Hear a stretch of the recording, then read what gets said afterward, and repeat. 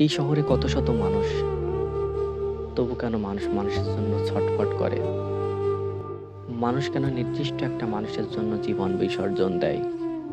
কেনই বা তার জন্য কেঁদে কেঁদে চোখ ভাসায় আমৃত্যু পর্যন্ত? তখন ওই মানুষটা ছাড়া আস্ত একটা পৃথিবীও যেন শূন্য বলে মনে হয়। নির্দিষ্ট মানুষ ছাড়া একটা দিনও যেন এক একটা বছর বলে মনে হয়।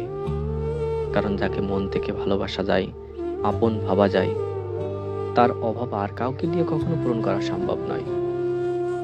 তার জায়গাটা ঠিকই খালি থেকে যায়। হাজারো মুখ, হাজারো মানুষের হাসি, কিন্তু সেই একটা মুখের হাসি যেন মানুষকে শূন্য করে ফেলে।